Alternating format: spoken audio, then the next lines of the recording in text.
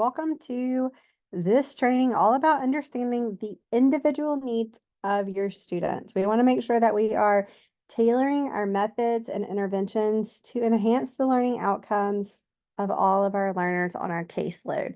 We also want to be efficient with our paperwork and make sure that we understand what our IEPs say so that when progress reports and any meetings come up, that we have the data to support what we are doing day in and day out with our learners. So this training is for you, whether you're a first year teacher, yay you, I'm so excited you're here. You're a seasoned educator and you probably could do them in your sleep, or you're just looking for some fresh ideas and some changing maybe your position and responsibilities within the paperwork aspect.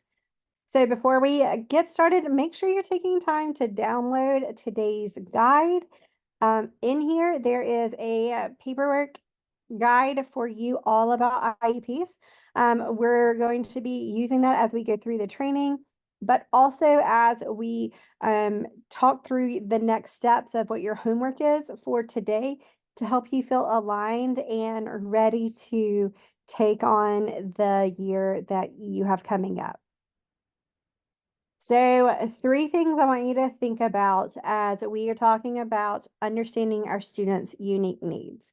So either you're a preschool teacher, a self-contained teacher, or maybe an inclusion and resource teacher, fundamental to providing effective education, we want to make sure that we understand accurately what the student's IEP says and that we are providing the educational strategies in the IEP that it says. So we want to do an IEP review.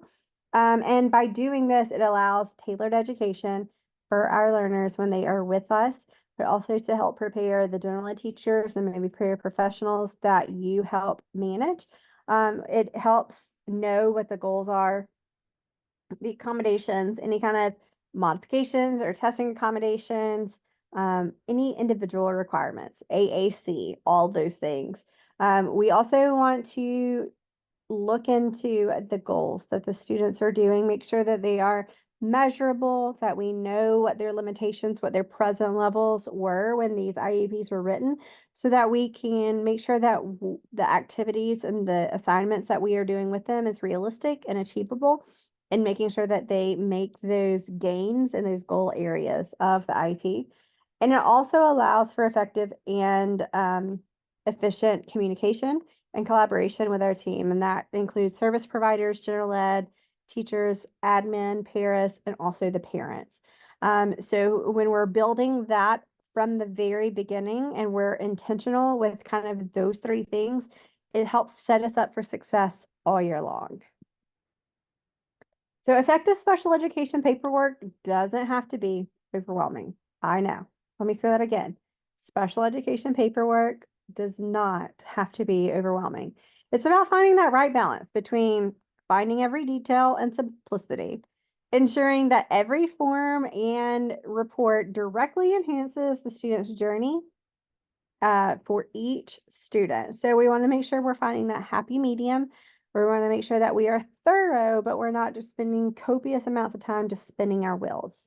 So hopefully with this training, it'll help you feel like you're taking the right step in the right direction with your paperwork and implementing the IEPs this year. So by using this step-by-step IEP review checklist, it's in your download. And by using this systematically, it ensures that every component in the IEP is reviewed and evaluated so that we can avoid making mistakes. And we're being precise with the students' needs to improve their learning and development as they are in our care, whether it's for a year or several years coming up.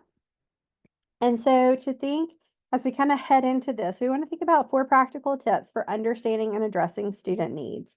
I know that at the time of this training, you may not have access to all of your IEPs, right?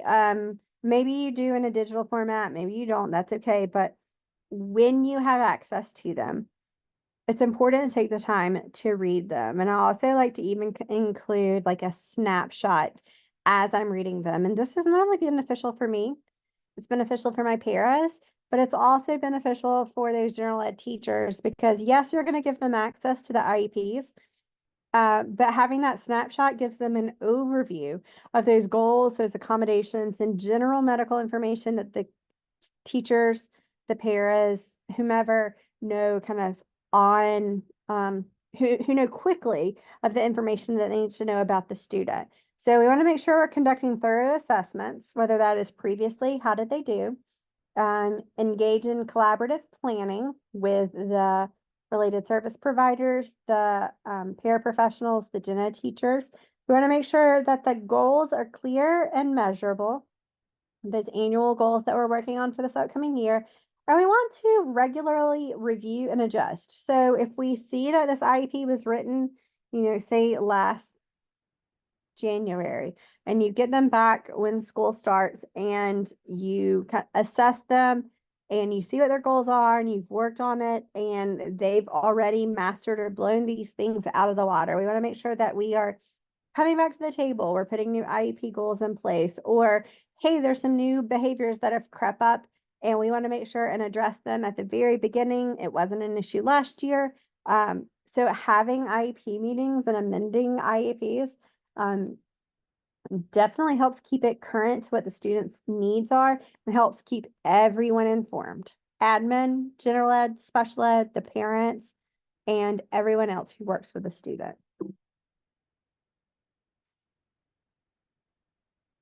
So when we regularly review the IEP to assess the progress and make any necessary adjustments, this ongoing evaluation allows for timely interventions and ensures that the IEP involves the students' changing needs. It's a workable document that we can update and add information in based on where they are currently. So when we are talking about the students' individualized learning, we want to think about a few things. And some of the information you may already have in the IEP, it may have been written for you. However, it also may need to be done as like a beginning of the year assessment.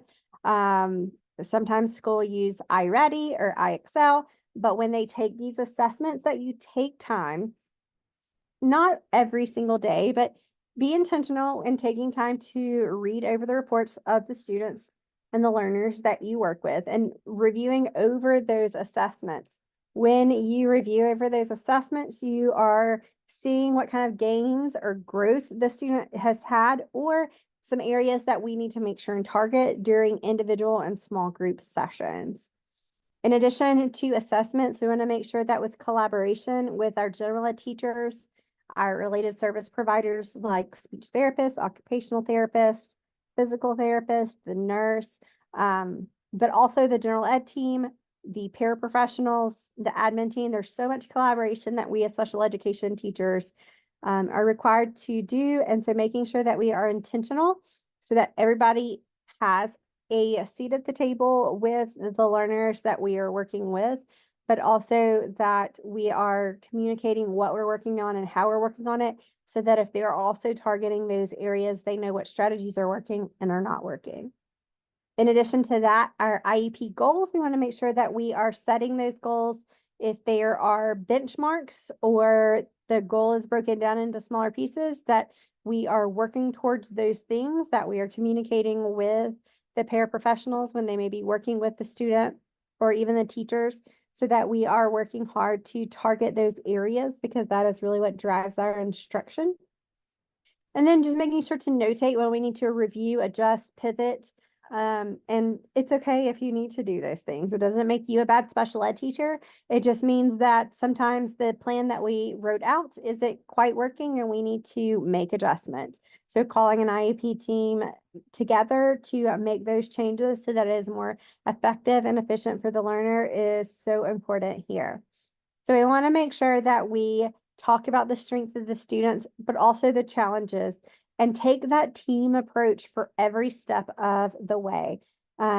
Establishing clear, measurable, and attainable goals is so important, while also updating our team, including the parents, with ongoing assessments and feedback and progress of how the learner is doing. So to maximize the effectiveness of our IEPs that we have for our learners, we want to utilize practical tips. Not only streamlines this IEP process, but it enhances the impact. By integrating these strategies into your practice, you lay down a foundation for more focused and productive IEPs.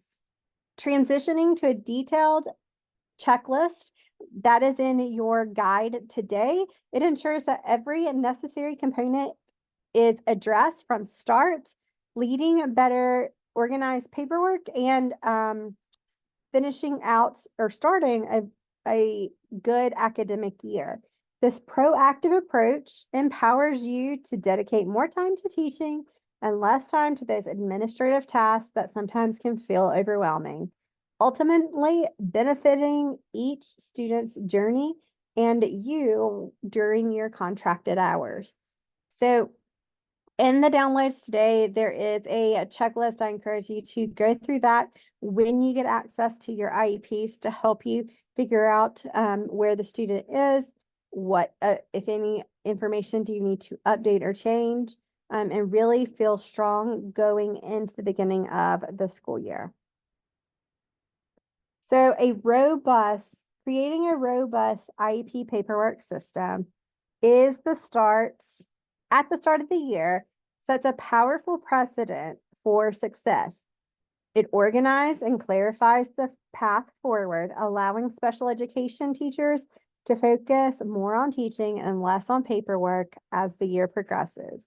By having those snapshot sheets, by having your IEPs in order, it allows you to know what you're working on when you pull the student. It allows you to easily have the data when you need to write progress reports. It allows you to show what accommodations you're using for different assessments. It allows you to collaborate with parents and teachers more efficiently. And so these are the systems I want to encourage you to put in place, the templates that are done for you that you can use when the needs arise, to gain input, to show data, to train your paras, and so forth. So there are also some audits. Sometimes we inherit IEPs, whether that is from a previous special education teacher, maybe they're moving up to a different grade level, and they moved into a district. And then there are also some scripts in the download for today. And these two things are beneficial because the audit helps you make sure that your folders are consistent and have things in a order that looks the same for each and every folder. So no matter who you're working on, the folders are set up similarly. And then if you're not feeling confident about some different things that you may have to bring up in an IEP amendment or an IEP meeting, there's some scripts for you to practice or to even print out and read, depending on the different things that you need to advocate for your student for. So I hope that those help you.